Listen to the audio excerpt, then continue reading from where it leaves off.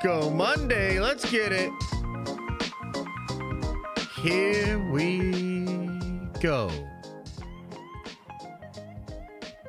Ooh, welcome back to the Den of Nerds. I am Josh. We have a great show for you today on a Monday. Drama about the Fantastic Four screening that happened last week and some stuff to do with Superman. I don't know if you guys saw this, but over the weekend, and I guess it really started Friday afternoon, people started losing their minds. All kind of conflicting reports come out. People doing this, that, second, and third. People getting really mad at the scoopers. All sorts of craziness going on. So if you missed that, don't worry. I will update you about it. And I want to explain what's going on because I think that media is changing. I think the times they are changing, and I think there are a lot of people upset about it. And I just want to give you my take, man, because I think the reporting last week was actually accurate. And I think there's actually just a big vocal group of people that are mad that some of the stuff is being misinterpreted by what they would consider to be the plebs or whatever. And so we'll get into that. I have a lot to say about that. I think it's a really interesting time for media and things of that nature. But the alternate media exists because there is a hunger for that, and there is hunger for at least authenticity. You can decide, do you want to know what only the studios want to tell you, what the old guard and that institution will let you know, or would you rather, at the risk of maybe getting a few things wrong or things lost in translation, get a less censored, more authentic telling of what's happening? I think that's part of it, but we'll get into it. I've got a lot to say about that. You know, there's some bad news out there about SDCC, man. San Diego Comic-Con. Oh, no. Man, this is one of my favorite times of year. It's probably my favorite stream we do every year. It's technically the biggest stream we do every year, usually. And it's not happening this year, so I want to explain that. Oh, no, it's kind of sad, man. No, why no SDCC? And, you know, there's some reports that maybe Warner Brothers and DC will be there. But honestly, guys, kind of hearing that might not really be a thing either. So this is wild. Like, no SDCC Hall H for Marvel or for DC. What does it mean? We'll talk about it. We'll get into all of that. And more. And then I've got some minor updates for you about a couple of really big nerdy shows that are outside of the Marvel and the DC thing. I like talking about these things for one, because it's kind of interesting, you know, branch out a little bit. Some of these other things we like, right? Like, I love the One Piece show, and I'm really excited to bring some updates to you, talk about that. It's not all good news, unfortunately, with One Piece show, but I'm excited that it's coming out, and we'll talk about that. And then we're going to talk about Gen V as well. Gen V and The Boys is one of the most successful comic book franchises in live action outside of Marvel. And it's interesting. We're 2+ years removed from the first season of Gen V. And there will be the last season of The Boys coming out, I believe, next year. So what that actually means is that the future of that franchise is going to be decided, I think, between these next two shows. And I think the way Amazon is looking at this is they would really like a lot of those characters and actors from Gen V to potentially carry forward the torch of the Boys show overall. So I've got some really interesting updates. There was a trailer. There was some interesting info dropped for both of those shows. So we've got a full slate today, man. A lot of interesting, nerdy things to get into. A little Marvel, a little DC, some good news, some bad news, some speculation. And then we will talk about the One Piece show and Gen V as well. Now, I do want to say, as far as show notes are concerned, I got another big change. I know I've been throwing a lot of changes at you guys this year, and I apologize, but just trying to calibrate and figure out the best path forward, because there's a lot of content things I'm trying to accomplish. I don't ever want the community over here to feel like they're not getting, my best and all of that. So just thinking some things through, okay? And so I want to say that starting this week, these daily shows, I call this the Den of Nerds Daily, at least on the podcast feed. It's the daily show where we're getting all up to date, going, through all the news and whatnot. We're no longer going to do this show on Fridays. Okay. Now, hear me out. Hear me out before you jump down my throat. Just hear me out, chat. Okay. Hear me out. Instead of one of these shows on Friday, I would like to bring back the Nerdy News Rundown. And so instead of waking up every Friday and doing a show just like we do for the rest of the week, I want to do a show that takes into account all of the news throughout the week, hopefully with more updates, because sometimes a story will drop on like Monday or Tuesday, and then like Thursday we'll get some updates about that story, a little bit of a clarification or whatnot. So that's the plan. So no stream on Friday as far as this stream, but we will bring back the Nerdy News Rundown. That'll publish to the main Den of Nerds channel. So my plan is to wake up every Friday morning and just dedicate like 3-4 hours on making a really good Nerdy News Rundown for you guys, and that'll sort of supplement the stream on Friday. However, I'm hoping that there'll be plenty of opportunities to do other kinds of streams as well, and that will begin this Friday as well. Friday at 5 p.m. Eastern Time, the Summer Games Fest show happens. Okay, so this is a big show for the gaming industry. We've been sort of dipping our toe in gaming a little bit. I obviously went to New York City last week and went to the Meta offices, and I got to preview a certain game there. And that game is going to be revealed this Friday during Summer Game Fest. So Friday, we won't have a regular stream in the morning, but at 5 p.m., I'll be live. We will react to Summer Game Fest. We'll look at all the trailers. We'll talk about what games we're excited about. Once they show the game that I got to see last week, I'll do a little breakdown of it for you guys and talk about what how I feel about it, what I got to do and experience for that game. But I'm sure there's going to be a ton of fun games there, a lot of cool stuff that we'll see. And again, I'm trying to kind of branch out a little bit. You know what I mean? Get into gaming a little bit more. And so I think that'll be fun. The fact that we'll take the daily show here to 4 days a week in the morning should actually help to allow us to do other fun streams that aren't so show focused. So like last Friday, we did a little Marvel Rivals stream. I know it's not for everybody, but we got, the show handled in the morning, and then we were able to just kind of chill with a more intimate group and play Marvel Rivals. So I'm hoping to be able to stream more, but we will no longer be doing this show on Fridays unless it's like an emergency or something crazy happens. And I'm actually excited to get the Nerdy News Rundown back. This was something that we had a long time ago. A lot of people love that show. And I thought to myself, this solves a lot of problems. On Friday, I think instead of doing the stream, I can just recap and give like a really nice, full, chunked, edited, produced news segment for you guys. And I think that'll be a good supplement for you that like this show. It'll also really work well on the main channel as far as having like a dedicated program each week for that channel as well. So we'll try it out. If it doesn't work, if it doesn't take, we can always change back. But for now, that's what we're going to try. So show notes this week, guys. Wednesday night, we'll have a Nerd Vendor stream. I just want to keep it casual. We'll just kind of chat about some of the changes and things that are going on with me. Friday, no stream at 11. But I'll be live at 5 p.m., maybe a little bit before 5 p.m. for the Summer Game Fest. That's your show notes for this week. And other than that, plenty of cool videos, plenty of fun streams, a lot of fun stuff to talk about. And I will say, too, because I know you're all wondering, oh, man, I'm cooking up so much Warhammer content right now. Den of Nerds is definitely keeping me very busy. But, man, I've got a lot of cool dude, I'm writing some videos. I'm planning some collaborations. Like, I also need more time to be able to do that as well because I'm all in on Warhammer. So if you're one of those people that's all about Warhammer, which should be all of you by now, don't worry. That's cooking as well. So we got a lot cooking. All right. So let's begin, man. Let's begin today's show. Let's start with the bad news, I guess. Talk about San Diego Comic-Con, man. Oh, what a bummer. I thought for sure we'd be at San Diego Comic-Con. By the way, I just want to say, and this is kind of random, but remember that there was this new scooper guy.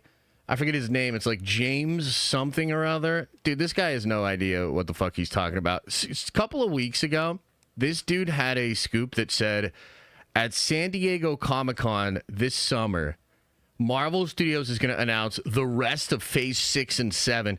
They're going to reveal Doc Strange 3. They're going to reveal all of this crazy stuff. Do y'all remember that? Let me see if I can find the tweet, dude. Yeah, that's clearly not happening. And a lot of the other stuff this dude has been saying is just bullshit. So he had the scoop that there was going to be Avengers in the X-Men universe in Doomsday. Nope, not true. And so I just want to forewarn you guys, man, because, look, we follow a lot of these scoopers and insiders. Some of them are very good. Sometimes new people will hop into the scene. And sometimes it's difficult when these new people jump in and we're like, oh, man, do they know what they're talking about or not? This guy has no idea what he's talking about. So I just want to bring this up. Look at this right here. This guy, James Mackwell. Yeah, James Mackwell should be James Blockwell. In fact, I'm going to block him right after I show you this. I've been told that Marvel will announce the rest of Phase 6 at the SDCC panel. They're set to announce Avengers Secret Wars will be in 2 parts. Third Avengers movie will probably be named something different. Yeah, no, not fucking true. Here, and follow my lead here. Follow my lead here, guys. Just block the fuck out of this guy because he clearly doesn't know what he's talking about. Now, how do we know that he doesn't know what he's talking about? Well, because there is no fucking SDCC announcement this summer. Oh, it's not good. Okay, so we're looking over here at the Hollywood Reporter Heat Vision. On Wednesday night, a few dozen people showed up to the Regal Long Beach for a mystery screening. From a major motion picture studio comes a new film, declared the invitation. When the lights went down and the picture came up, the audience was surprised to learn that Fantastic Four First Steps would be the evening's entertainment. Marvel topper Kevin Feige and director Matt Shakman were in attendance for the movie, which did include a post-credit tag. We won't spoil anything, nor will we reveal anything from the post-credit discussion. Suffice it to say, the movie is 8 weeks away. That's 2 months. An eternity in today's movie-making world, and it's still being worked on. Marvel has traditionally eschewed test screenings, becoming famous for using friends and family screenings as feedback instead, but that has been slowly changing over the last couple of years. Deadpool and Wolverine, for example, had a research screening, as it called it, in New York last year. That's actually kind of interesting to me. I had heard a lot about the screenings for Captain America, the Marvels, and then Quantum Mania, and those screenings were done because Marvel internally was not very happy with the film. But it is interesting here that the Hollywood Reporter is bringing up Deadpool and Wolverine had one that was sort of a what do they call it? A research screening, just to see how fans felt about it. This is kind of interesting. Okay, so that kind of puts a little crack in the narrative that they would only test things if they were concerned about the film. Okay, so that's kind of an important thing to put in there, but let's keep going because they're going to get into the San Diego thing. That means for certain details, plot, or reaction, leak and add chum to the waters for the haters. Test screenings aside, Fantastic Four opens the Friday of San Diego Comic-Con this year. Marvel will break with tradition and not have its infamous senses-shattering Saturday evening Hall H panel. Wah, wah, wah, wah, wah. Not good. With Avengers Doomsday pushing out to December 2026, Marvel now has another SDCC before the film's theatrical release. The cast of the Avengers Doomsday is currently in production, and it didn't feel like the right timing for a Hall H panel. At least that was the thinking inside the company. Marvel will still have a major presence at this year's SDCC with numerous panels about comics, games, and more. And sources tell Heat Vision that it will have a massive footprint at the San Diego Convention Center with a fully redesigned and immersive booth that leans into the release of the Fantastic Four. There could be some surprises in store as well. It's not the first time Marvel has skipped Hall H due to timing. Marvel operates on the big go big or stay home ethos. In 2011, the company was focused on shooting Avengers. In 2015, it didn't have footage to share. And in 2018, it had several films wrapping production, but nothing new to announce. Those were different from the times Marvel missed due to the pandemic, 2020 and 2021, and the dual Hollywood strikes, 2023. So they've been missing a lot, lately. Last year's Hall H presence was one for the ages. It was incredible, man. Deadpool and Wolverine screening, Ryan Reynolds, Hugh Jackman at the start of the convention, and had the theatrical reveal of Downey as Doctor Doom. Marvel is still showing up at fan conventions, and tomorrow we'll have a Fantastic Four at CCXP Mexico, which, by the way, they showed footage yesterday at Mexico, which apparently blew people away, like the Silver Surfer trying to get Franklin and chase the Fantastic Four and whatnot. Okay, So that's the official report there. That was actually the first thing that came out, that they were not going to be at Hall H. But ironically, there were rumblings out there. In fact, if you will recall, last Friday, I actually brought it up to you guys. And I remember because I watched the clips back, right? I edit these segments out for the clips channel. And I think I was Saturday morning, I was like watching back the stream as I was editing the clips, and I was like, damn, I pretty much called this. Now, I didn't know for sure. Of course, I heard some things. I was kind of hoping against hope that it wasn't real. But alas, it is real. So they pulled the plug on Hall H. Now, I think the obvious answer here is they've delayed Doomsday to the point that Marvel Studios itself is kind of going into like a big break or like a hibernation of sorts. And we're going to talk more about the break because, you know, Fantastic Four, I think it's still kind of up in the air for how that film will perform. But a lot of the analysts and a lot of the people that I've talked to, I mean, frankly, Fantastic Four doesn't even really need to perform that well, but Doomsday must. If Doomsday does not perform well, like it's like disastrous, like it's like we're totally cooked if that happens. And so I think you can kind of see the studio putting all their eggs in that basket. I think this delay and focus is just completely on that film, and I think they don't even want to think about promoting this thing. They want to make it, and I think they want to figure out what it is a little bit more. The film is so ambitious, and we know they don't have a finished script. Not necessarily the biggest concern, as Marvel is very good at figuring that out.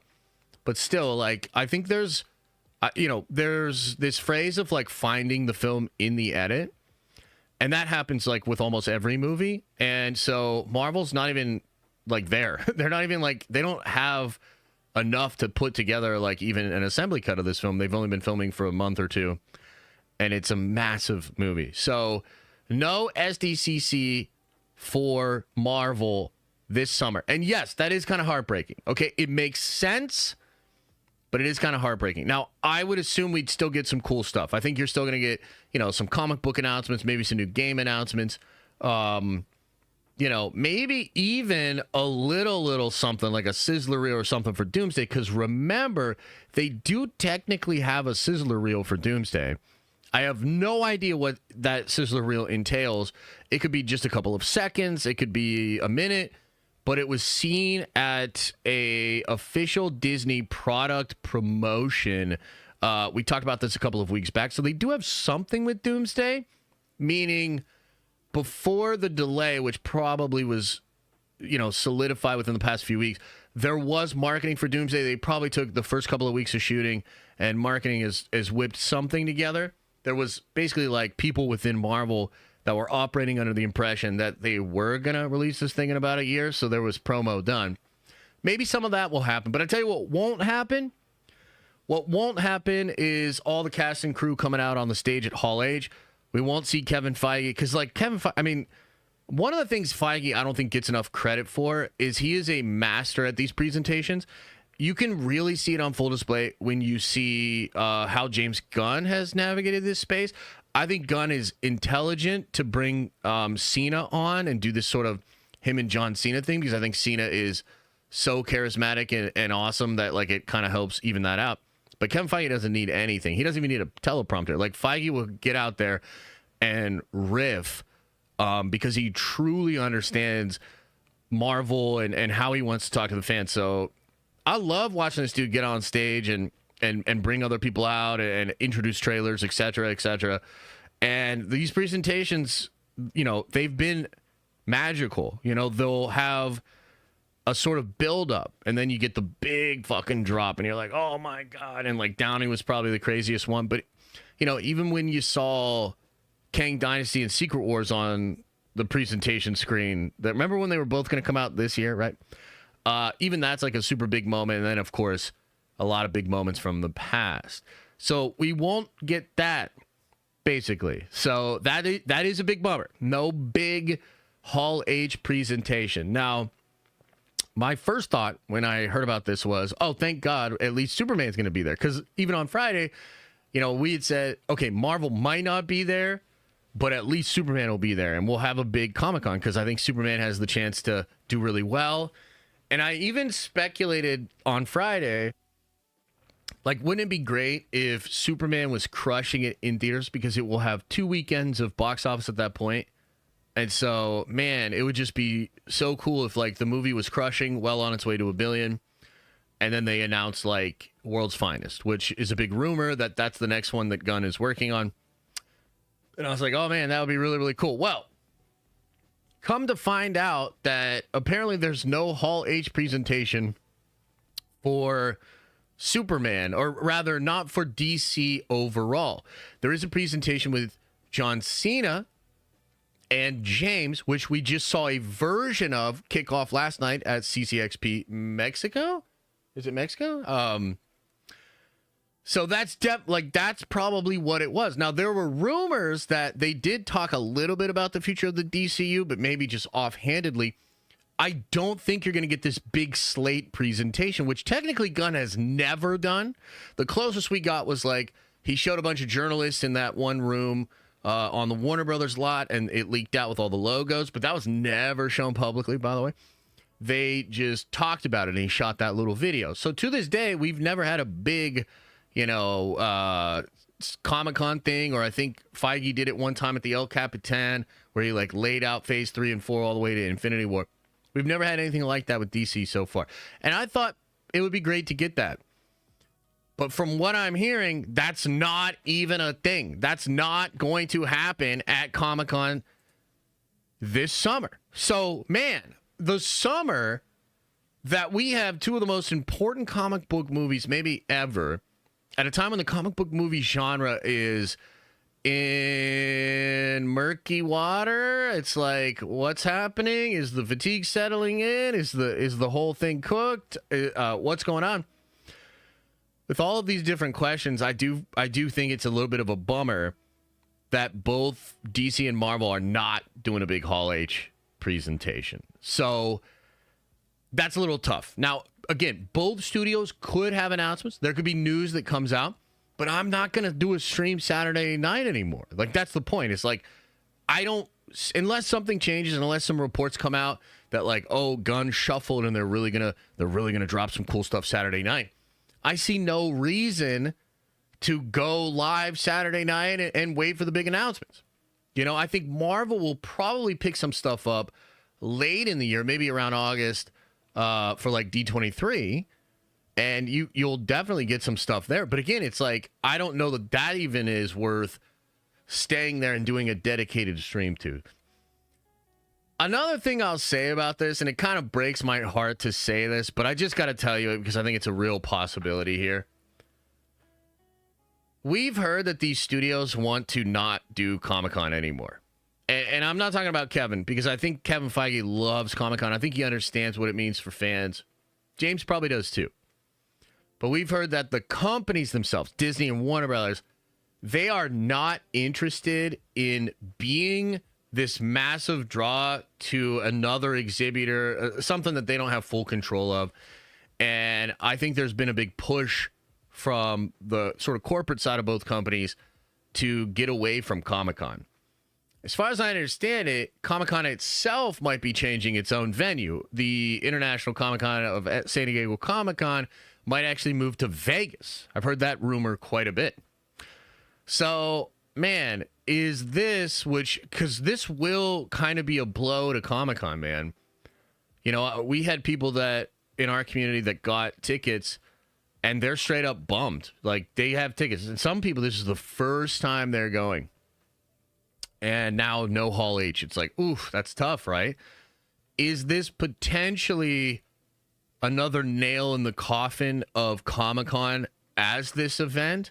Oh, man, that would be so sad. I wouldn't want that, just because I like the staple. Like, I like the prestige of it. Like, I like that as a sort of cornerstone of our nerdy year.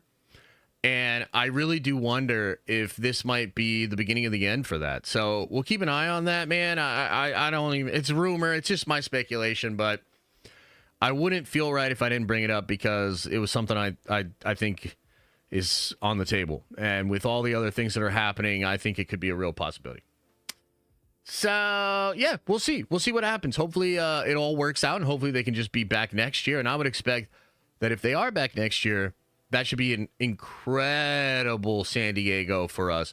And very, very hyped up, as we might get the first official trailer for Doomsday and a lot of promotion for Doomsday. So, yeah, I think that's going to be good. One final note on this. With Warner Brothers, or rather with DC and Marvel not doing these big, massive Hall H presentations, my dream would be that Henry Cavill did some kind of Hall H presentation for Warhammer. Now, I'm going to be honest with you. It feels like that's a little too early. Now, I've heard that they have a direction for the show. I've heard they're writing the show right now. I've heard the writing is tough. It's going slowly. But that they have logos, they know what the show is, and they're technically ready to make a soft announcement for it. And I don't know what they're planning. I did hear it could happen in summer, and I just got to tell you, man, what a great way to start to get the zeitgeist to realize what's about to happen. Because, like, look, I truly think Warhammer is, like, the next big thing. I think it's going to come in and smash a lot of the stuff that's currently right now in the zeitgeist, mostly the comic book stuff.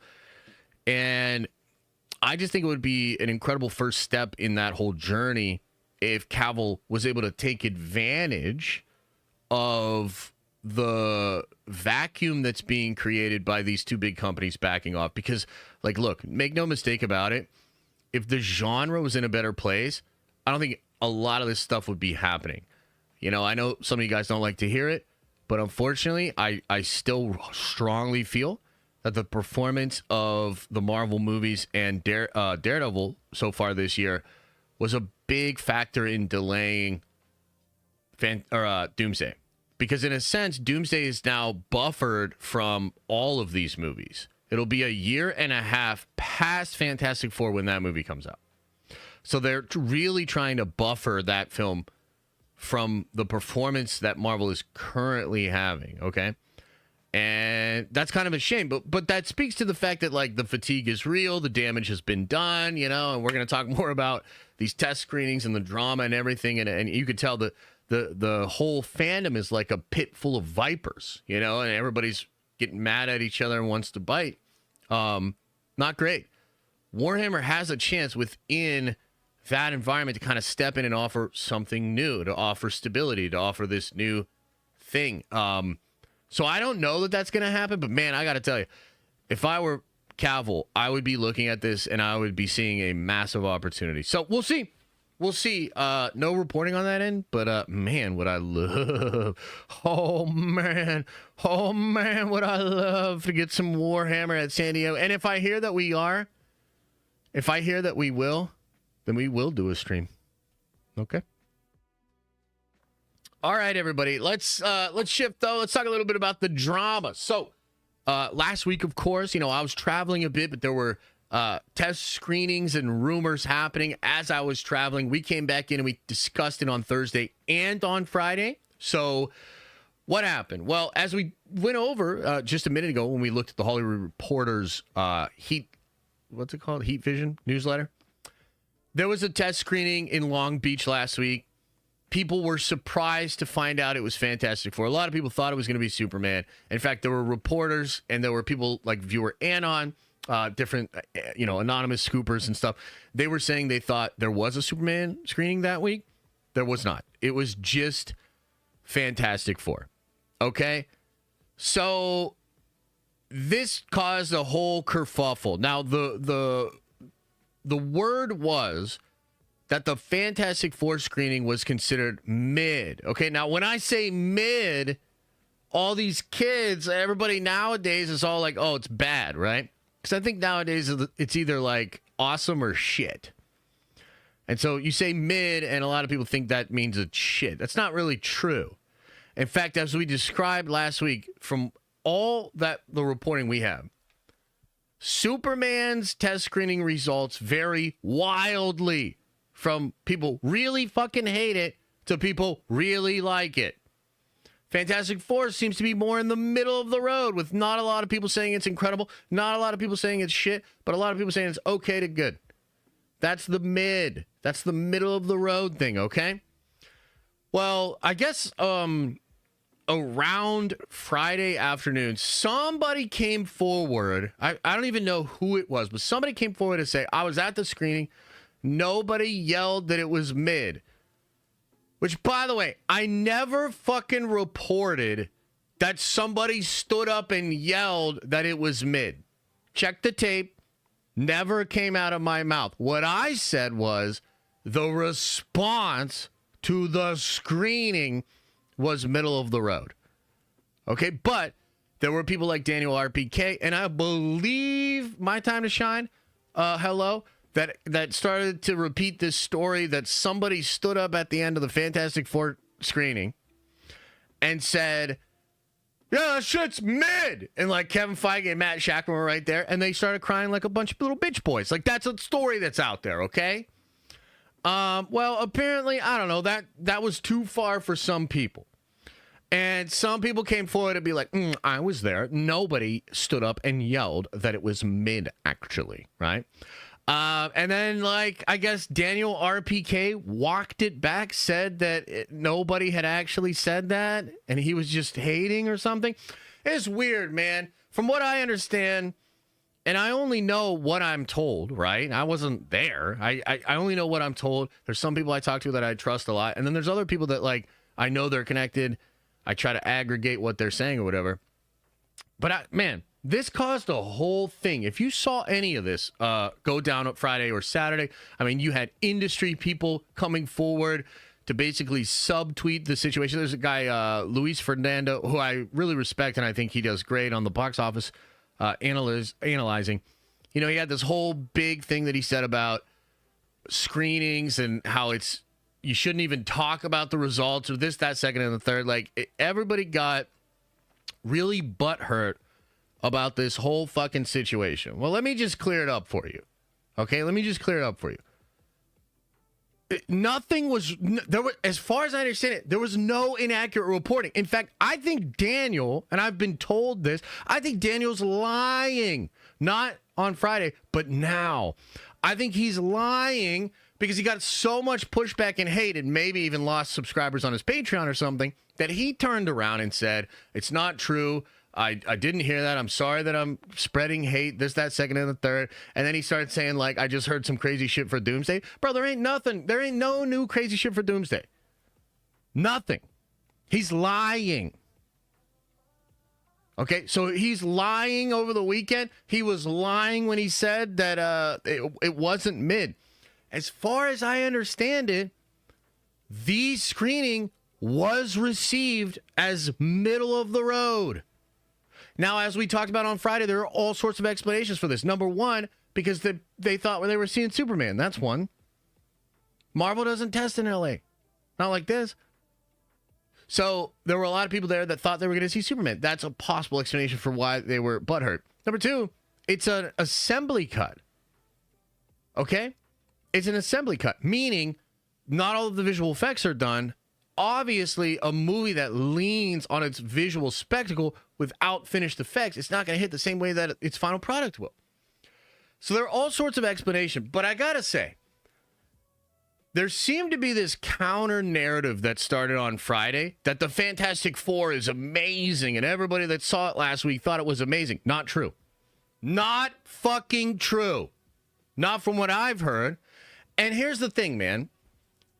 Like, I understand that the test screening and secondhand information about a test screening is like 7 layers of telephone game deep, and it's a speculative endeavor to try to decipher what that means. And frankly, it really should not have a lot of bearing on how you personally adjust your expectations, but I also think that we live in a world where that is media, that is news, that is information. And I was thinking about this because I just saw so many people getting butthurt about this. And my thing is this is alternate media, dude. The gatekeepers are fucked. They cannot control this shit at all. And maybe that's uncomfortable. And maybe it's like, oh, but all of these non-Hollywood people, they don't understand all of the little, like, you can't just take a test screening and then, make it, that's the movie and this, that, second, and third. Bro, it doesn't matter. There's media and alternative media. And if you haven't noticed, folks, alternative media is crushing the establishment, okay? And of course, we're not going to get everything perfectly right. And of course, there's context that people in this space are not going to have because they don't come from the industry or they don't have the same perspective that industry people have. But attention is like the market. And I know that sucks. And I know, and trust me, there's aspects of about the attention economy that I don't even like. But this attitude and this idea that, like, oh, dude, scoopers need to go, or like, we can't talk about certain things because the pleb ass normies aren't going to have the full context to try to, like, figure it out. You don't get to decide that. You don't get to decide that anymore. The narrative, the media, the stories are just going to be what alternative media grabs onto and reports. That's what it is. And I think you can have it one of two ways. I think you could have it a way where you have, just the Hollywood trade reporters and all of the gatekeepers are intact, and you will literally only get the information that the studios decide you can get. Or it's the Wild West a bit, and it's on you to try to filter through the Wild West of information to try to figure out what's actually going on and what it means for you personally. I don't think there's anything wrong with following on the reports of the test screenings themselves. I think there are going to be some people that take that way too much to heart and then maybe allow that to kind of be like a fly in the ointment or a bug in their bonnet, and it bothers them and it affects the way that they receive the film. But that's what Rotten Tomatoes has been doing for years. That's what critics were doing for years before that. Siskel and Ebert, 2 thumbs up and shit like that. It's all just a different version of the same shit that's been going on forever. So, I mean, I don't know, man. I guess there's 2 parts to this story. Number one, there's this new counter narrative that Fantastic Four is amazing and that its test screening was superb and all the shit you heard about it last week was a lie. That story's bullshit. It was mixed. People are mixed on Fantastic Four. It is considered mid. Who gives a shit? I told you in the same breath last week that despite hearing all of that, everything I heard about the movie sounded fucking amazing. I said us, the core, the hardcore people, we will love this movie. I think I will fucking love this movie. But guess what? About 36 people saw it in Long Beach last week, and they didn't love it. Oh no! It's the end of the fucking world! Holy shit. I can't believe the overreaction. And again, I think Daniel's fucking lying, dude. And the reality is, all of these anonymous people, all of these scoopers, all of these insiders, all of these leakers, the whole thing, they're human beings. Okay? I think they obviously have access to information, but they have bias. They lie. They obfuscate. This isn't even close to the first time that we've caught Daniel RPK saying some shit that is just so far removed from the truth, and he's usually doing it just to get a rise out of people, just to get engagement, because guess what? How does he make money? Patreon and Twitter and all this other shit, and he used to sell scoops to motherfuckers all around, right? So, like, just know what it is. If you want to be an intelligent, informed viewer, then you yourself have to take in the information, filter it, decipher it, and try to figure out what it means for you. Okay? I try really hard to be as accurate as possible. I'm not going to get everything right. Of course, I thought there was a fucking Superman test screening last week. There wasn't. So did all of those people that showed up in Long Beach, So it's not a purity test. It's not do or die, there's wiggle room here. And I just wanted to try to, on the one hand, tell you what I think is actually going on. And then on the other hand, explain that this whole, like, reverse reaction to it is kind of wild. And I think Daniel's just panicked. I think a lot of other people are panicked. I mean, I've kind of been seeing this go a certain way for years. I'm not as panicked. I think this is probably the bottom. And I think Fantastic Four could get hurt by the current state. And I do think Doomsday will turn it around. Like, that's just kind of how I'm viewing it. But to be crystal clear about a couple of things, there was no Superman screening last week. Superman appears to be pretty much locked.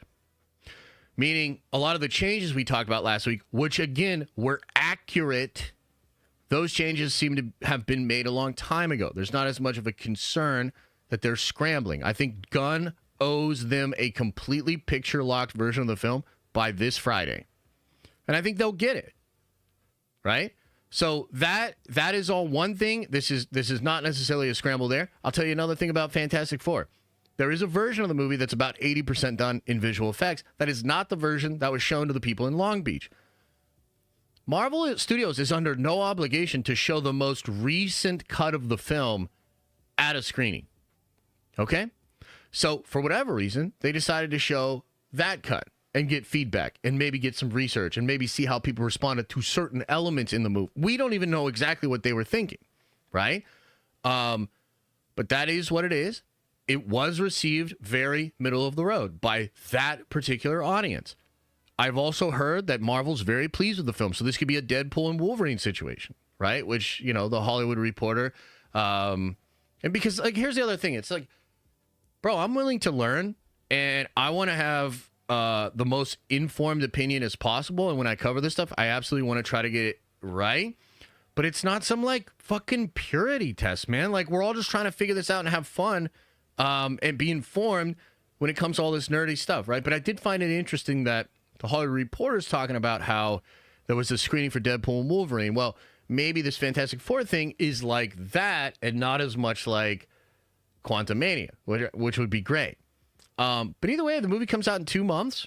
They have time to make some changes and fix some things up. It also just could be the case that, like, they played a little safe in the film, and normies are kind of over that. I mean, we're going to find out, and we're going to find out together. So that's kind of the deal with that. I just wanted to speak to that a little bit because I saw so many butthurt folks and so many people, mad about it. It's up to you. Like, you have to ultimately decide.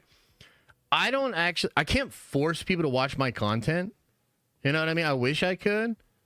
I can't force people to watch my content. I can't force people to take what I say seriously. But that is happening. You know what I mean? Like, people do watch this show. I think you'd be surprised at who watches this show. We don't necessarily have the biggest audience. The audience we have, wildly influential. Not you plebs that are in the chat right now, but you know who you are if you're watching. You would be surprised at who watches this show. And maybe some people within that group are mad. And they don't like that maybe I'm being irresponsible or whatever. But I take this shit seriously, man. And if I fuck up, I'm going to let you know. And I'm just going to try to do the best I can to continue to report honestly and try to figure out what's going on there. You should take it all with a grain of salt. And you should try to decide for yourself, what does it mean? I'm there day one for Fantastic Four, and if I love it the way I think I will, I'm there day 2 and 3 as well, right? Anyway, that's the report out there. Just kind of want to set the record straight. Maybe you have some questions about what all of that entails, and we can go over that in the Q and the A. Okay. Now I want to shift into a couple of other really interesting things that are going on out there. As we kind of continue to say, we're in this era now where it could be the end of the supremacy of the comic book movie genre or the comic book television genre piece, right? That's just a reality out there. That's a thing. Well, one of the shows over the past couple of years that I thought was a standout in a sea of other types of franchises, other types of content, trying to make a name for itself, and I'm talking about One Piece. One Piece. Now, I'm curious, man. How many of you guys out there in the chat, how many of y'all have watched the live-action One Piece on Netflix? Throw a 1 into the chat if you have. If you have not, you will still find this segment interesting because this show was a smash hit. Oh, we got a ton of 1s in there. Love to see it. This show was a smash hit, and the show broke the curse. I'm talking about the curse. Anime fans, you know exactly what I'm talking about. Normie fans, let me break it down for you. Maybe you've heard, but anime is very popular. It is incredibly popular. Anime and manga, absolutely crushing it. Has been for some time. Okay? People love anime. People love manga. However, anime and manga has never been able to be adapted into live action well. It basically just can't happen. And people call it the curse, the live action curse. And some people call it the live action Netflix curse because, goddamn, Netflix has done some pretty rough adaptations. One Piece was the show that broke that curse. And what a show to break the curse on. Because if you don't know shit about One Piece, it has sold 40 million copies of its comic or of its manga in its history. 40 million plus copies of that thing sold. It is one of the most published, prolific mangas of all time. I think it has over 1,100 chapters to date. It is the longest ongoing manga series. Maybe not the, but one of the longest ongoing manga series ever. It is absolutely beloved. It is called, it is in what is known as the Big Three. The big three mangas and shonen that were ever created. It holds an incredible place in that space. Everybody there knows of One Piece. Not everybody loves One Piece, but a lot of people do. So One Piece, maybe one of the most valuable IPs on the planet. And so what a time to get it right with season 1 of One Piece. I loved it. I thought it was a revelation. It caused me to go back and watch more of the actual anime. And just a massive, massive fucking success for Netflix. So I want to show you a couple of things because we had a Netflix presentation over the weekend called Tudum. And at Tudum, they revealed the first look at a beloved character for the series known as Tony Choppa. One Piece fans know this is a big fucking deal. What was Tony gonna look like? I'm happy to report they absolutely nailed it. Let's pull this up. We can watch this reveal together. And then I want to break down some of the announcements, some of the other info we have about the show. It's not all good Chopper, news, unfortunately. You're hiding the wrong way. We can all see you. Chopper, come out. Hi, Tudum. My name is Tony Chopper, and I'm sorry I can't be there in person, but oh, I'm supposed to tell you. All right, I'm gonna stop there because we might get copyright struck. I don't know how Netflix handles this, but this is fucking perfect, dude. I have seen a lot of love, a lot of praise from the community, from the fans of One Piece about this. This is a really important character that people were quite worried about because he's literally like a little moose monster thing. And goddamn, they nailed it. The CGI looks incredible. Probably really expensive, but he looks incredible, okay? This is such a big deal. I mean, we live in an era where James Gunn is trying to sell Superman off crypto. Star Wars is being sold to you with Grogu. You know, that's just what it is. These cute little merchandisable characters are a big, big deal. And they nailed it with Chopper here. So that is huge. And fans are really excited. Now, here's the thing. It's not all good news for the One Piece show. I have some concerns, and I want to talk about some of the things going on behind the scenes. They did announce that the second season would be coming in 2026, and that's great.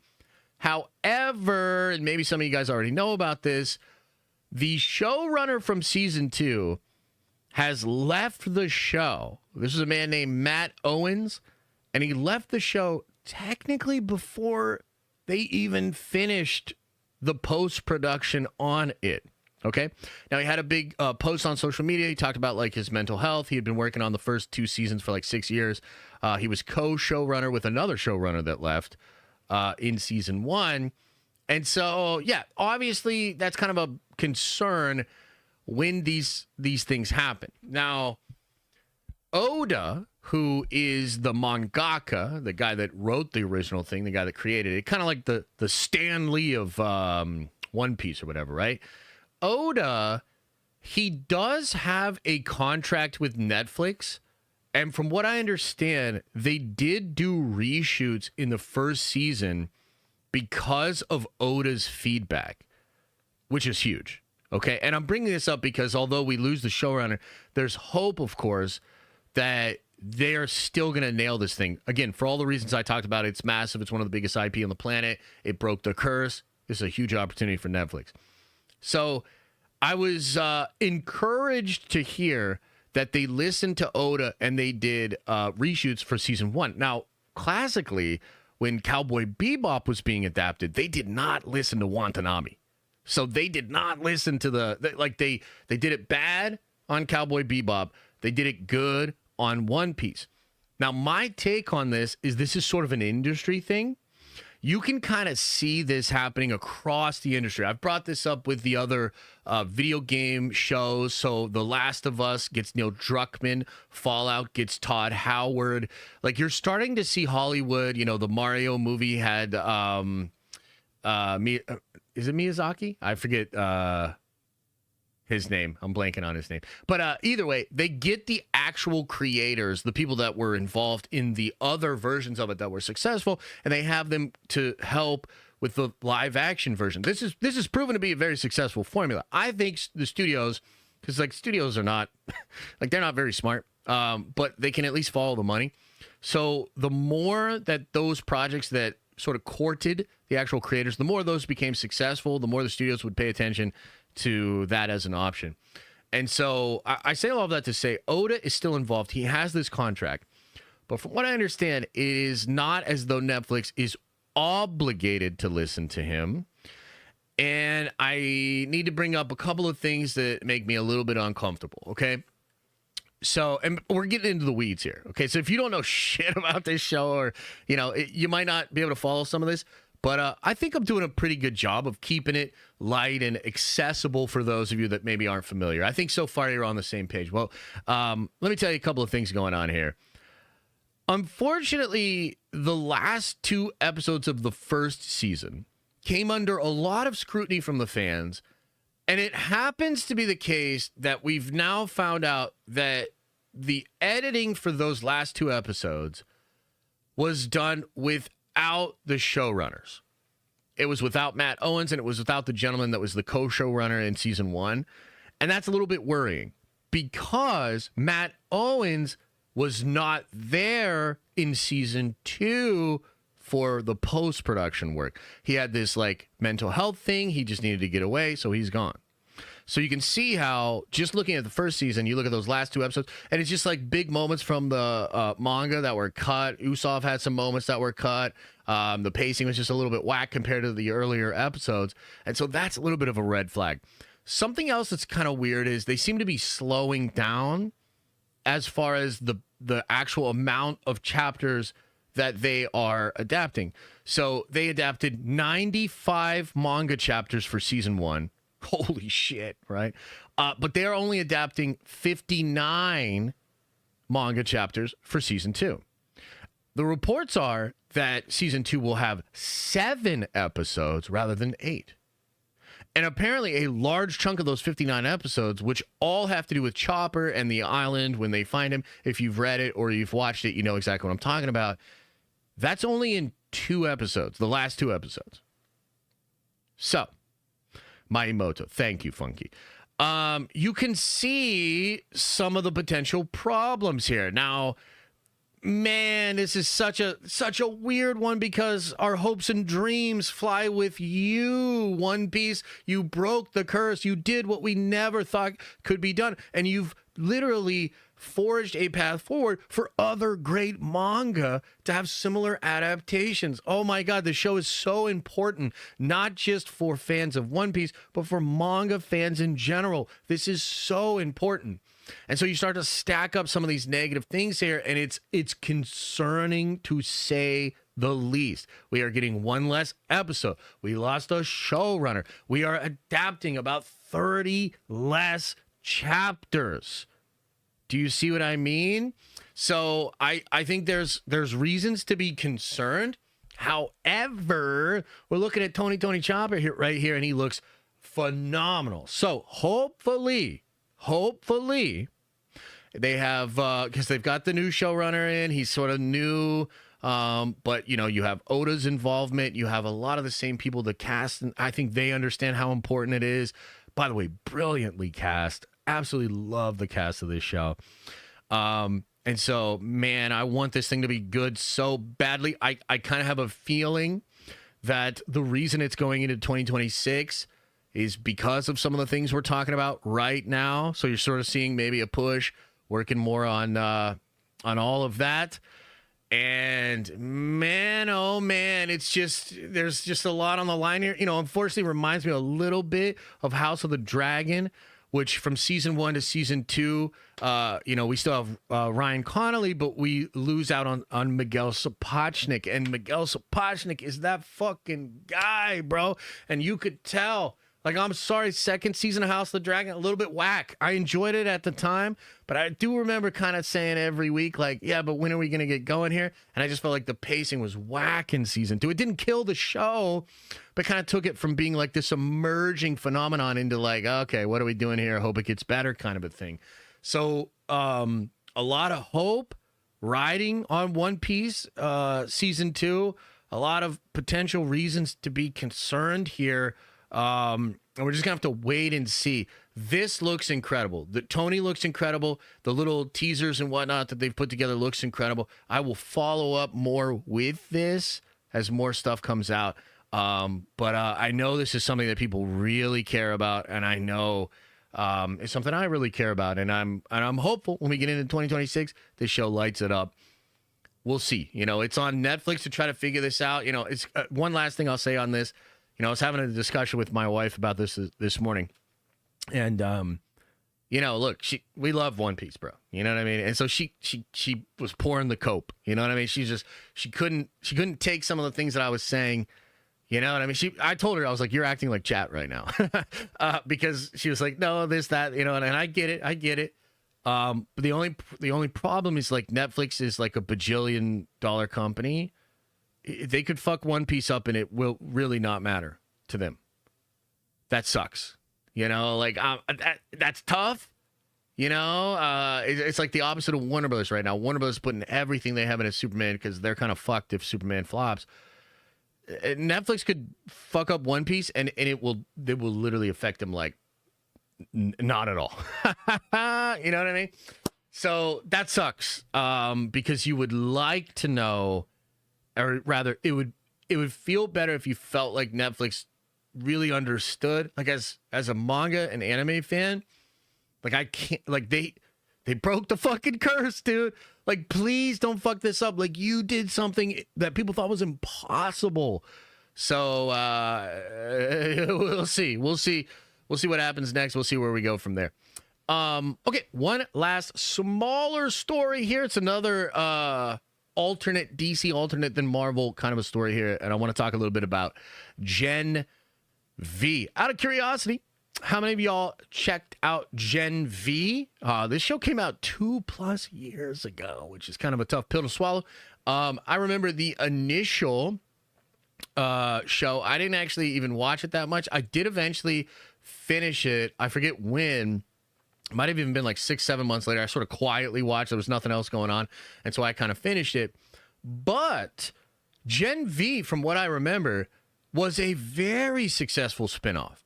Now, The Boys is crazy successful. And even last season, I think it was doing like 20 million per episode or something like that. Like, dude, The Boys last season was bigger than ever. Not necessarily better than ever. I thought last season was a little weak, but bigger than ever. And look, I don't love everything about it, but you got to give credit where credit is due, right? We treat this kind of stuff like sports here. I like to tell you the numbers. I like to try to honestly report how are these different franchises operating. The Boys is blowing up, man. The Boys is going crazy. Now, at the same time, The Boys is aiming at a final season of their flagship program. So they must transition out of that into something else if they want the fun to continue. I think Gen V is like the great supplement into that. And I think a lot of the characters that they're going to set up in Gen V, I think they want to potentially take over. I think some of them might show up in the final season of The Boys and then potentially take over in whatever the next version of the show is, like the new 7 or some shit, right? Whatever happens next, okay? So let's talk about Gen V a little bit. Gen V had a trailer that dropped over the weekend. I can't show you it because Amazon sucks balls. They will take all the ad revenue from this show if I show you a single frame of that thing. But it's a good trailer, dude. Highly recommend checking it out. It sort of sets up a lot of the characters coming back to the school, a new dean that is heavily on Homelander's side of things. It sets up the tension between humans and supes and all that sort of stuff. Interestingly, it uses the death of the actor Chance, who played the character of Andre, kind of one of those sad things where he tragically passed. Well, the show's now going to turn around and use his death. You know, it's a very Chadwick Boseman Black Panther. I don't know how you feel about it. In this case, I think it's a little more appropriate. So Andre is dead in the show, and they're going to use that. His dad's like going through it in the show, and so that's going to tie into it. And the trailer looks good. I guess the question for me is like 2+ years away. I don't think this trailer really kicked up a lot of news over the weekend. Like, did you guys even know the trailer came out over the weekend? You know what I mean? Like, let me know. I'm not really sure. I didn't see that it made a big imprint online. But yeah, I mean, I thought it was a successful trailer. It has a date now. 2 episodes drop September 17th. Okay. And then it's going to drop weekly after that for its duration. And we're just going to find out, man. You know what I mean? Like, we're just going to find out. And I think, I'm not 100% on this, but I think the last season of The Boys does not come out this year, right? I thought The Boys season will drop next year. I could be wrong about that, but I'm pretty sure it'll be Gen V this year and then The Boys next year. Please correct me if I'm wrong. That's the one thing I forgot to double check in my research. But yeah, I mean, the question will be, 2+ years later, will there be a lack of buzz? I mean, we saw with shows like Invincible, sometimes you take that big break and you've got, it's hard to get those numbers back up. Even with Mandalorian Season 3, man, it's hard. A couple year space break in there. You'll have some Comic-Con stuff. You'll obviously have more marketing and whatnot. Can the push for the final season of The Boys help to actually like solidify Gen V Season 2 and kind of add some hype and oomph over there? If they do this right, they will have a pretty good Gen V Season 2. They'll have a record-breaking finale for The Boys, and then they have carte blanche basically to like do the next version of the show within that universe and establish it as a very successful thing. And this is proven a difficult thing to manage, right? And I think The Boys has done it better than almost anybody else. They have their own style, their own branding, their own angle on the genre. And it has obviously been very successful as it is led up. The true test will be, how can they transition out of the main program into whatever the next version is? I thought Gen V and even the animated thing they did, I thought the numbers for those were both encouraging. Like, it showed that there was enough interest in the IP to at least have manageable audiences for offshoot, other things. That could be huge, dude. I think it would be great for the space if there were shows like this that were able to be very successful and continue to push ground. Competition is great. You can almost see how The Boys has influenced Marvel over the past couple of years, whether it's Deadpool and Wolverine, doing R rating, whether it's Thunderbolts leaning into some more stuff, or even, Daredevil doing some darker stuff. The whole industry does ebb and flow, and everybody's just looking at like what's working, what's not working. And it's good. It's good to have other things in Marvel and DC that are doing well out there that fans are responding to. And so not a ton of updates for Gen V, but I did want to bring this up. I'm going to be following along with this very closely. I will watch the show this season. Maybe we'll cover it on streams and whatnot. But more than even just the content, from a business perspective, and, I treat this stuff like sports, man. So I'm trying to see, like, hey, this team over here, they almost feel like a Pittsburgh or a Green Bay. They don't have the budget or the market cap as some of these other big market teams like, New York or LA. But they're doing great numbers, and they have a dedicated fan base. The next 2 years are really going to decide, do we just remember the boys, or is the boys a thing moving forward in the industry? And we'll see. Good trailer, interesting setup, not a lot of hype. They will certainly need more hype to make it a success, but they have plenty of time, all the way to September 17th. Okay. Those are all your main topics for today, guys. Just filling you in on everything that's going on out there as best as I can. We'll now break into Q&A, and we'll look at the super chats, the member chats, and hang out in the chat. I know there are various other things going on out there, a lot of little stories. Maybe there's some stuff you're interested in. I saw the Superman thing with Michael Bay. I don't even know how much that's worth talking about, but if you want me to, I can give you a take on it. So let's now break in to the Q&A section of the show. I'm feeling good, though. I'm feeling good. I feel like those were some good topics, and I feel like we cleared some things up for you guys, okay? All right, here we go. First in today, Javier Mendez with a $10 holla. Really appreciate it. Just a cheers, man. Thank you so much. Appreciate you, brother. Joshua Campbell says, hang with the family. I'll catch up later. Hey, no worries, man. I hope that hanging with the family is going well. Appreciate you, man. Perez, thank you for a gifted membership. Really appreciate that. Joshua says, I'm pissed about Marvel pulling out of SDCC. Well, you know me. I don't really have a pullout game, so I couldn't be me. And also, yes, I am also, I don't know if pissed's the right word. I'm a little sad. I'm a little deflated about it. Like, I certainly was looking forward to that stream. Every year, our Comic-Con streams are so awesome. I know some of you are not going to like what I say now. But this actually just frees us up more so that we can all get into Warhammer. I know. And some of you are so mad. You're so mad that I keep bringing it up, but you also can't deny that more and more people seem to be getting into Warhammer over here every single day. Don't worry, chat. We're going to get them all, man. We're going to get them all. John Johnson says, Nerd Vengeance, like war, never changes. Nerd Vengeance for life. Appreciate you, brother. I'm not totally sure what it means, but I accept it. Rossi says, morning, Joshua in chat. Much love. Let's get after it. Oh, hell yeah, man. Thank you. Appreciate you, Rossi. Hope you're doing well. Joshua says, probably me. Didn't this guy say 3 super chats ago he couldn't watch right now? What is happening?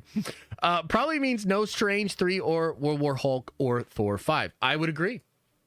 I think it's possible there's still one more. Remember, there is that one date in 2027 that they still have. And it could be World War Hulk. I've heard some people say it could even be X-Men. Or it's Spider-Man. And they move Spider-Man. I guess we'll see. But, yeah, appreciate you, bro. Vincent, what's up, brother? Says, good to catch you live again. The military has me on the other side of the world with barely any internet connection. Almost 2 years. Cheers. Well, that's tough, man. Yeah, they came in at least get you like an internet connection. Like, you just got to let them know. Be like, look, I'm here to serve my country. I understand it's a sacrifice, but I got a nerd venge. You know what I mean? And I think your CO, they'll get it. They'll be like, wait, imagine your commanding officer's like, wait a minute. You're a nerd venger too? Oh my God, promotion? Maybe. Appreciate you, man. Thank you.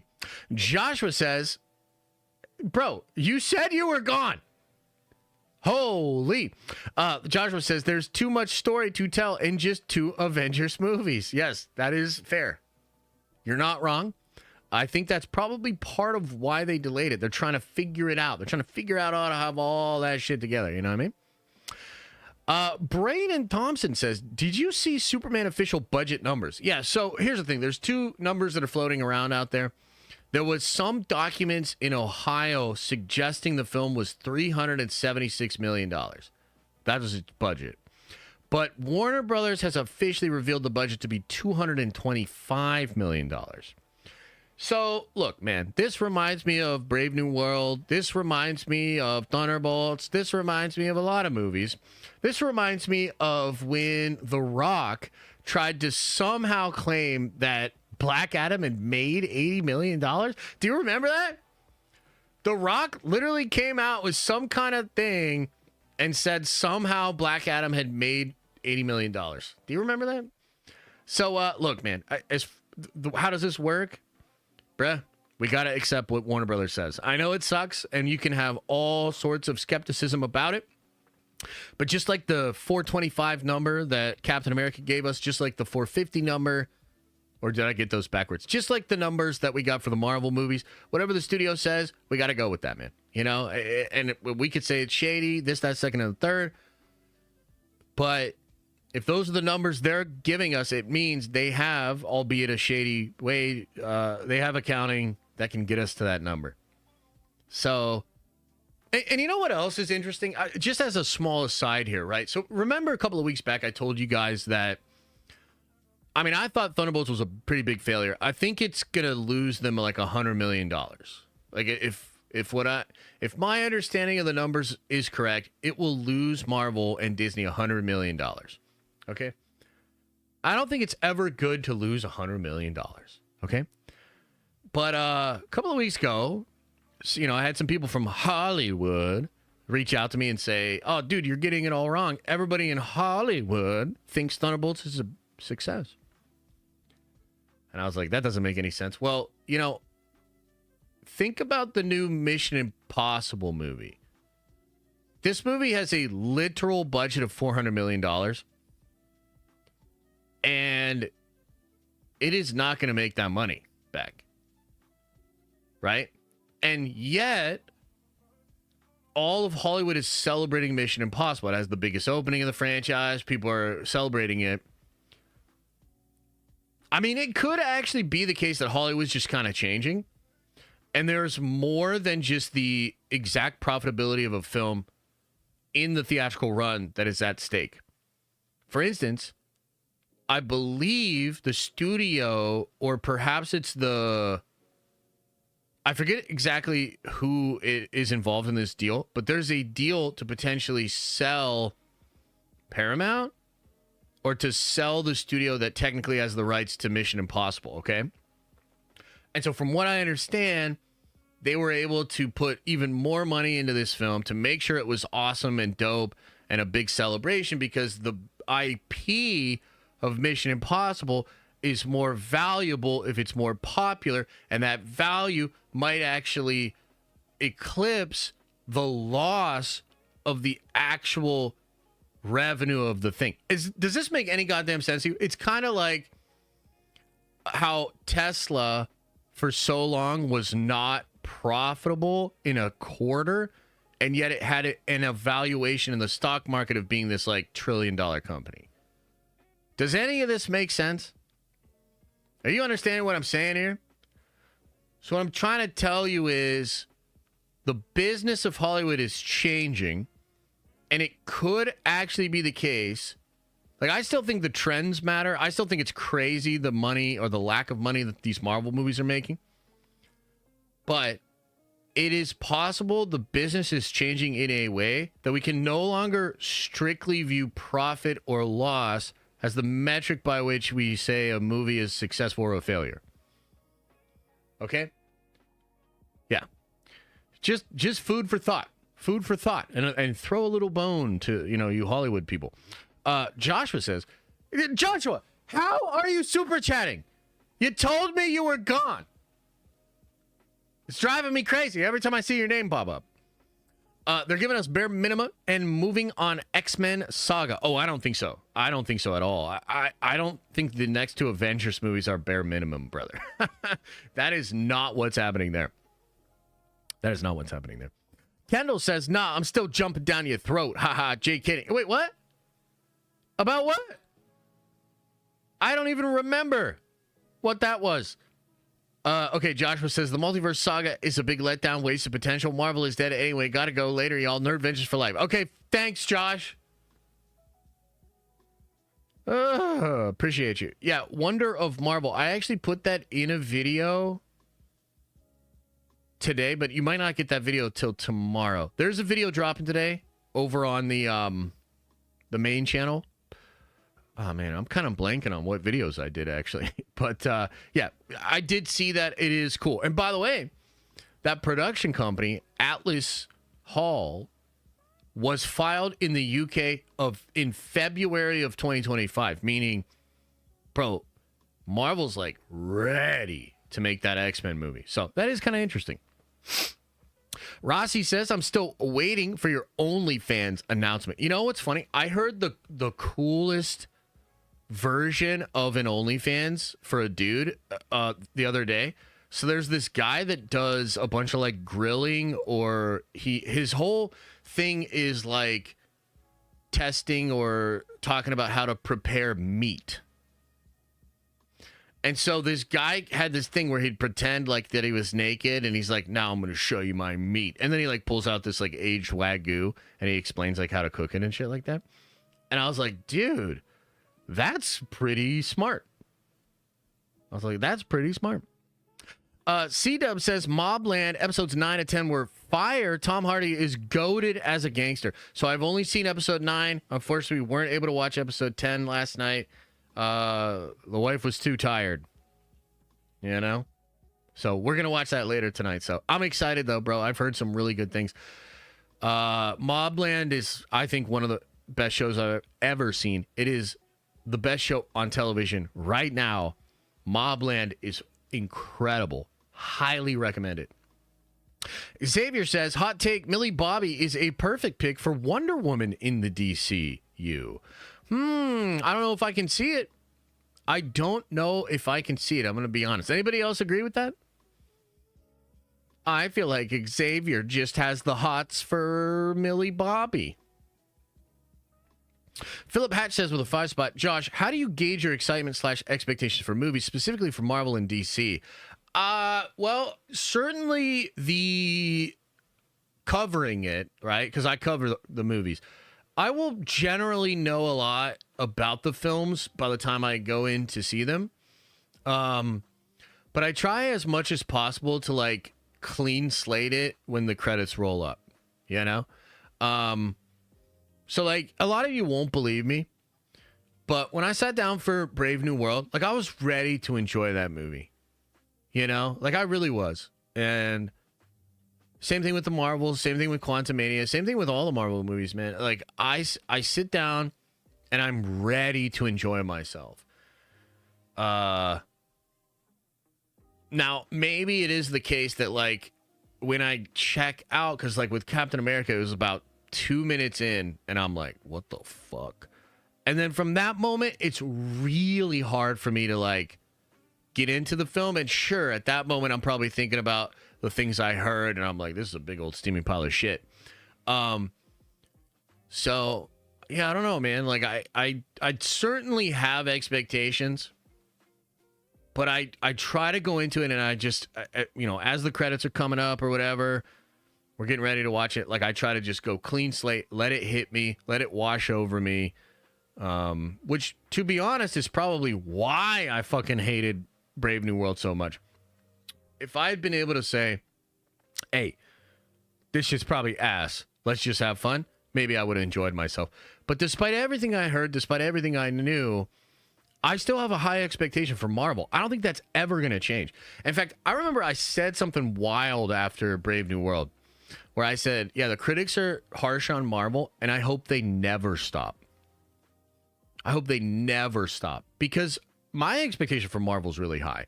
And I kind of want the critics in the audience to literally fucking shame and bully Marvel hard until they get back to that. Because that's what I ultimately want. Like, it's not that I want people to have hurt feelings. It's like I want them to realize that our standards are high. You know? So, yeah, I don't know. Matt's Multiverse says, curious why you only reference X when discussing whether or not a show or movie is trending when IG, TikTok, and Threads are also huge for film discussion. Yeah, I mean, I guess the reason is because Twitter, and I think this was true before Elon, maybe a little less true now, to be fair to I think what you're trying to say.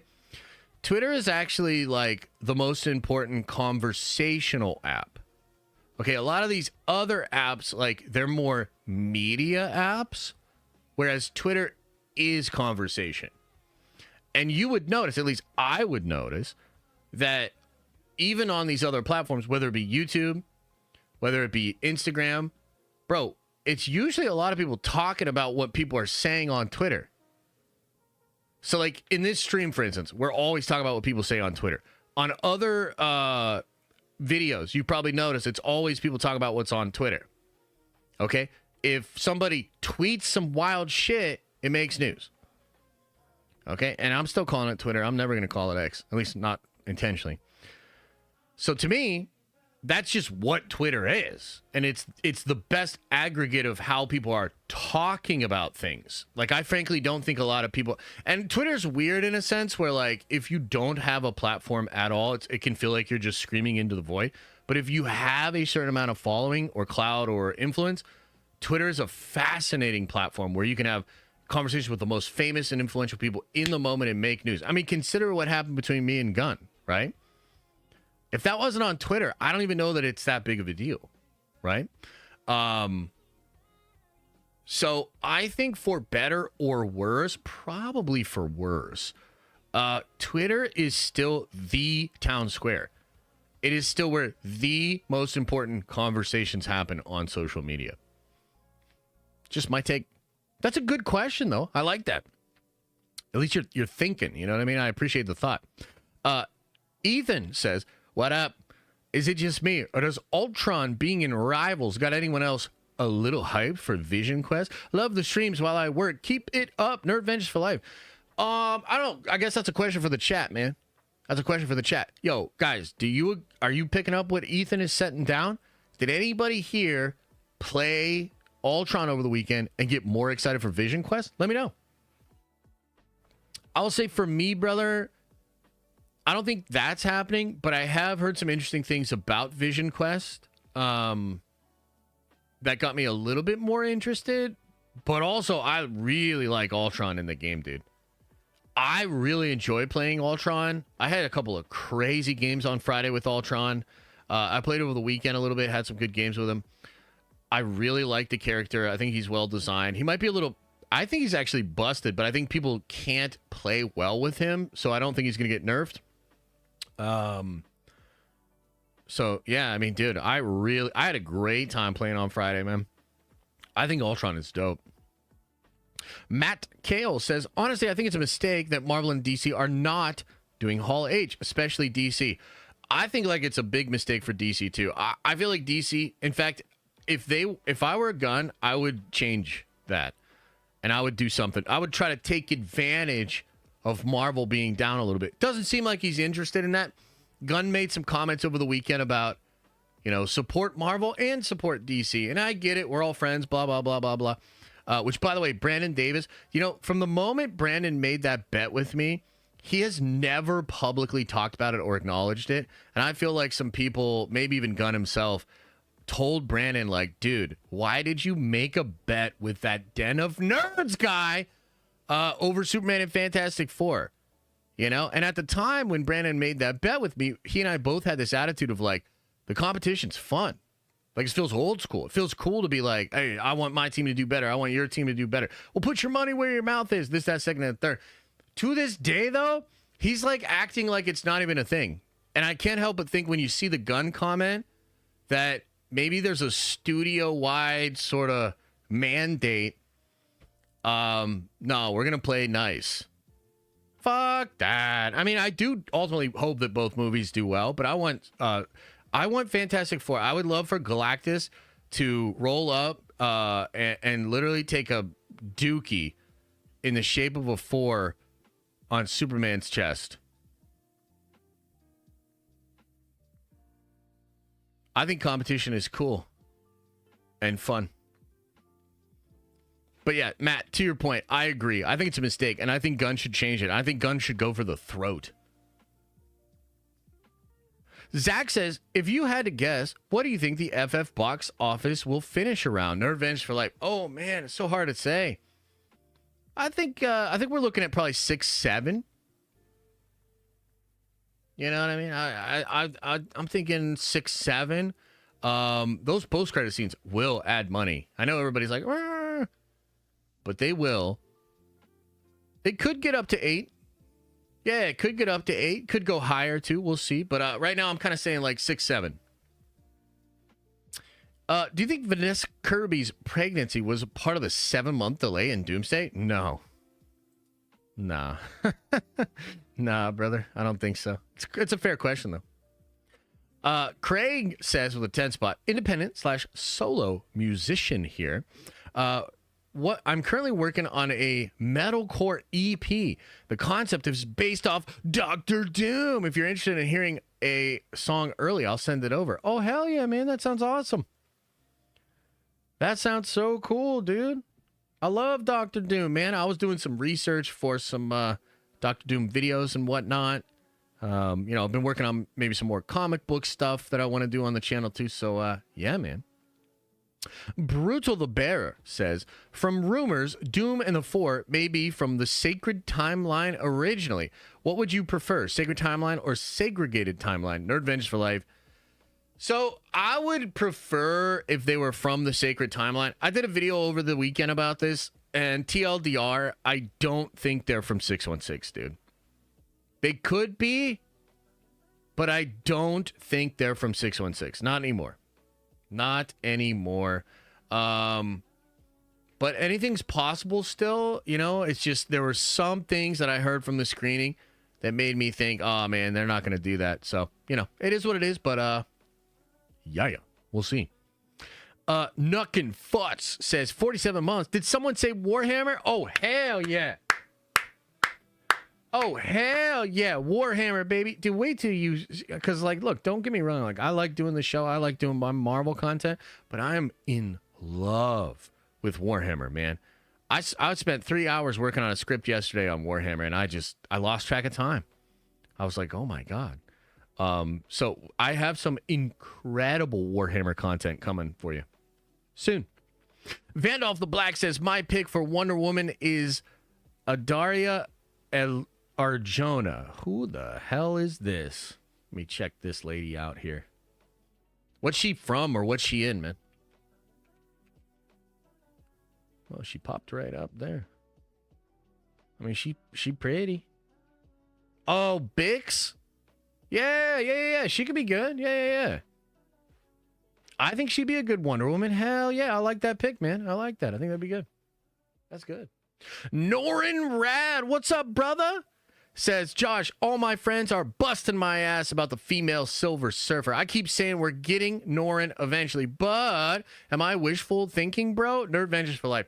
Man, I wish your story was told more, Because all we get on Twitter is a bunch of people being like, wait, what's the problem with the female Fantastic Four? And then Norin over here, poor Norin, all of his friends are giving him shit and pushing him into the lockers and making him have swirlies and stuff. What a shame. I think you will get Norin Rad eventually. I strongly hope so.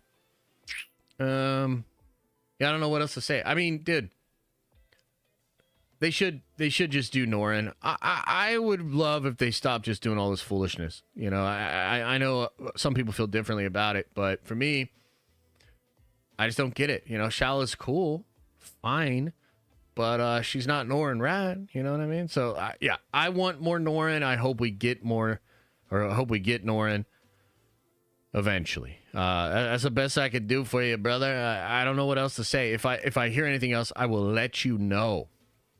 Okay. All right, everybody. Let's chill. 5-10 more minutes. What else is going on? What everybody talking about in the chat, man? What's everybody talking about? Yeah, man, we need Norin to surf. I agree. stoked for the return of the Nerdy News Rundown. Me too, man. I think it's going to be cool. And I'm kind of looking forward to like Friday. Like I just want to wake up Friday and be like, let's make the Nerdy News Rundown. And let's make it fucking good, man. Like I got like a new thumbnail style thinking for it. I've got different segments. Like I want to do a 60-second rapid fire section where I talk about all the things you probably missed and then get into some big stories. Like I've been cooking for a while on this, so I'm excited to bring it back. It's gonna be good. Warhammer Friday rundown. Ooh, that would be sick, dude. Henry Cavill and Michael Bay. Okay, I'll talk briefly about this. To me, the Christopher McQuarrie Superman is far more compelling than Michael Bay Superman. And I almost feel like Umberto scooped that to try to throw cold water on the Christopher McQuarrie thing. That's just how I feel. That's what my gut is telling me. It's like, oh, we don't want people to think that Gunn killed a good Superman movie, so let's make them think that Gunn killed a potentially really bad Superman movie in Michael Bay and Henry Cavill. So I don't even know how real that is. I'm sure there were conversations, right? But yeah, that's about all I have to say about it. Leonard E. Took says, I'm worried about F4. Nothing is indicating it will hit 500 million. Thunderbolts was a real kick in the balls, even though the movie was great. Totally agree. Totally agree with you. We will get long-range projections really soon. I think the thing that Fantastic Four has, and I know some people are going to hate this, but it's true, it has incredibly hyped post-credit scenes. If they have both of the scenes in there that I think will be in there, those scenes are going to blow people away. Okay? The film itself, I think, it's going to be visually stunning. Very science fiction, very comic booky. I think the cast is solid. But I have no idea. It's hard, man, because Thunderbolts is incredible. Thunderbolts is one of my favorite Marvel movies. It is dope as hell. It's going to lose the studio $100 million. And frankly, Leonard, the delay of Doomsday means Marvel was like, we don't even know if F4 will do good. And it doesn't matter. The move, like that delay means Marvel is going to sleep. F4 might hit, F4 might bomb. Either way, Marvel's not going to end. But Marvel is going to go away. They are taking a long-ass fucking break. And it's sure, there are the Disney Plus shows, but just watch. Those are not even going to be promoted as heavily as they were in the past. So you're just going to get about a year and a half. I mean, that Spider-Man... somebody said this to me, and they said, Marvel is cooking Spider-Man right now. And if F4 bombs, Spider-Man might become Spider-Man and all his amazingly popular cameo friends. And I would not be surprised. So basically what I think is, regardless of what happens with F4, which of course I'm still interested in, I think it's going to be awesome, but we'll see. Spider-Man's going to swing for the fucking fences, and then Doomsday is going to be one of the biggest, craziest things ever. And we'll see what happens. You know, we'll go from there. I mean, again, I don't, you know, some of you guys don't want to hear it, but it's really about Warhammer. Like, we're just in a transitional period, guys. Like, no, like a lot of you guys have not figured out that Warhammer is the future. A lot of you have not figured out that Warhammer is better than Marvel. Warhammer is better than Star Wars. And because you don't know that, yeah, it probably feels scary. You're like, I don't know. Like, I love this thing. And like, what happens when it's this, that, second, and the third? Yeah, we don't care about Warhammer. That's because you're wrong. It's because you're ignorant. You're uneducated. You haven't been shown the light. Like, Warhammer's the future. So I'm not worried about it at all, man. I heard there's no San Diego. Dude, it sucked. And then my immediate next thought was more time to make Warhammer content. I am not kidding. I'm that all in on it. Yeah.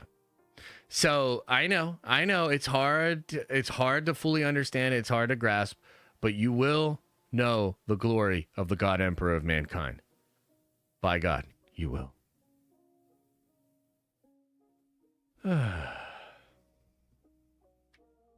Warhammer is the same fan base as Marvel. It's a 40, 50-year-old single male, not successful long-term. Trust me. John, I don't trust you because you have no idea what you're talking about. If you look at the last 5 years of Marvel, you look at the last 5 years of Warhammer, you will see two distinct directions. One goes up, one goes down.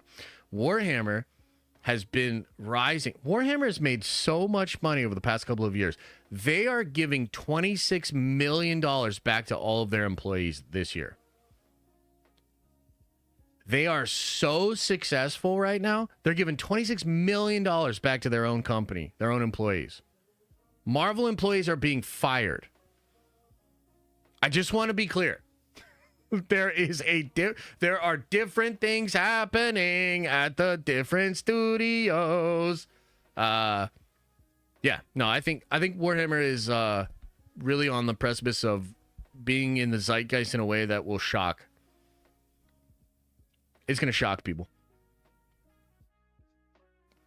Ash Chase says, hey, Josh, do you think Doom's motivation will be better than Thanos' motivation? Yeah, because Thanos' motivation doesn't make any fucking sense. Like, Thanos' motivation is like, we need to destroy half of the life. Well, wait a minute. What if you just doubled the resources? Nope, can't do it. Thanos' motivation doesn't make any sense. So, yes, I think Doom's will be better. You know what I'm saying? Josh, would you cast Alan Richardson in Warhammer, seeing as how Gunn ain't hiring him for bats? Yeah, oh, absolutely I would. I can't quite put a finger on where I would put him, but yeah, absolutely, man. Yeah. I know. I know there's some pushback that some of you guys don't know. It's all good, man. Like, I'm here to help in this transitional time, okay? I'm here to help in this transitional time. You're just gonna have to trust me. A lot of you have already started to get into Warhammer. You're starting to see what I've been saying. More of you will understand, and then there'll be a select group of you that we will have to drag over the line, kicking and screaming. And you're like, well, maybe phase 13 will be the one. And we're all like, nope, it's over. Like, come on. Like, let's go. And we will drag your ass over there. By the way, I'm not talking about Marvel, because I think Marvel will be fine. And I think even if the MCU flounders for a while, Marvel itself will reestablish itself in a different form. And I think Marvel, like, you look at Marvel Rivals, I'm very excited to talk about the game, which I guess might be Marvel. I don't know. I probably shouldn't have said that, but we'll talk about it on Friday. Like, dude, trust me. I'm never going to stop. Like, Marvel will always be a part of my life, as it was before it even became popular. You know what I mean? I knew who Shellhead was. Nobody else did.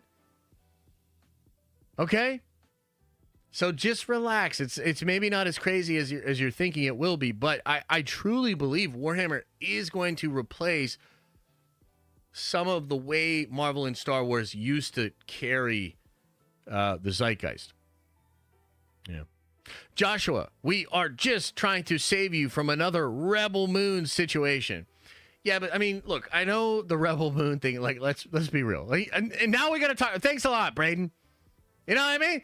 Thanks a lot, Braden. I was about to end the stream, but now we got to address the situation. Here, I'll say this, and then we'll get out of here, okay? Yeah, Rebel Moon, I kind of fucked it up, okay? I'm going to be honest. I'll hold the L on Rebel Moon. But here's the difference between Rebel Moon, okay? Rebel Moon was not a thing. Zach created a whole franchise, okay? So it's not like Rebel Moon had this established 40-plus year history of being able to sell books and games and make money. Warhammer is on a completely different level than Rebel Moon. Warhammer is also already a publicly traded company, Games Workshop, and they're doing very, very well. Again, they just gave $26 million to their entire company. They're crushing it right now. Okay? And a lot of people in the space see it for what it is. They understand. Amazon is willing to back up the money truck. Cavill is willing to put his entire, career on the line for this fucking thing. Games Workshop is finally going to take the plunge to go mainstream with live action. Like, I understand what you're saying, but it's disingenuous. You know what I mean? It's just like saying, well, you were wrong about Rebel Moon, so you're wrong about this. And that's fine. You can believe that. They're not equivalent, though. Okay? So. Yeah. Yeah. Oh, appreciate you, Craig. I'll check that out later, brother. I'm going to get out of here soon. And then I got a couple things to take care of. Video dropping tonight, video dropping tomorrow. We'll be back at it on stream tomorrow. Remember, no stream on Friday morning. At 5 p.m. on Friday, we will stream the Summer Game Fest. That'll be cool. And this Friday, we'll do the first episode of the new Nerdy News Rundown. I'm excited. Just busting your balls? Oh, it's all good. It's all good, man. The Silmarillion movie, apparently those rumors are not true, unfortunately. I would have loved for them to be true, but apparently they're not true. We'll see, though. Maybe. We'll see. Yeah, we'll see. We'll see. All right, everybody. Hey, much love, everybody. Thanks for being here on a Monday, getting you filled in, getting you primed, baby. Hopefully a lot of other cool news comes out this week. And if it does, we'll cover it here. As I always say, I hope you are having an awesome and a nerdy day. And I'll see you in the next video.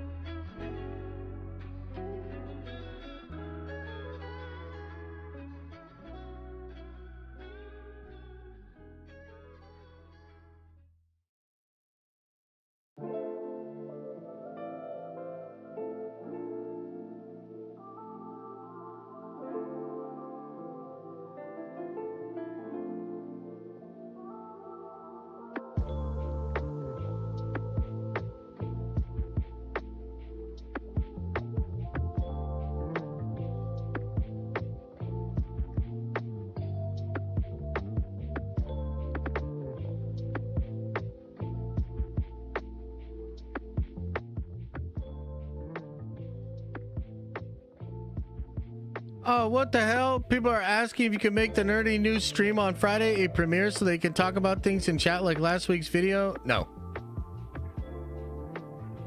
I guess maybe. I don't know. But I'm going to do it on the main channel, so it won't be on this channel. It'll be on regular Den of Nerds, which I guess you could still chat on? I don't know. We'll see. Maybe we'll try it. Maybe we'll try it. Either way, we're going to stream that night anyway. And I'm probably going to try to do more streams anyway, just in general. So just relax. And we got the Discord too, you know? I mean, geez. Yeah, we did. We did, Trev. That's true. Not a lot of people were there for those, man. Not a lot of people remember. I was streaming on the regular channel in the lead up to Endgame. That's actually when I first started streaming. But yeah. Anyway, much love, man. Appreciate you guys. Hope you enjoyed getting filled in. I hope the news was presentable. I just wanted to kind of take you through a couple of stories, explain some things. I'm very excited for One Piece season 2. A little worried, of course, and then I'm very excited for Gen V. Man, I want these things to rock, man. You know, I want success. I want awesome things for us nerds to celebrate, and I think we will. And then, of course, Warhammer's right around the corner, baby. Yeah. The boss man says, just turn the cam back on. Hey, don't fucking say that to me. Don't say that. I'm going to take away Fridays as a whole. Yeah, Fridays don't exist anymore, guys. Wouldn't that be wild? Imagine if I had that shit. The ability to do that. All right, everybody. Hey, man, much love. I appreciate y'all. Thank you so much. I'm going to get out of here. Do me a favor, though. You know, open up your third eye. And watch out that stinky butt.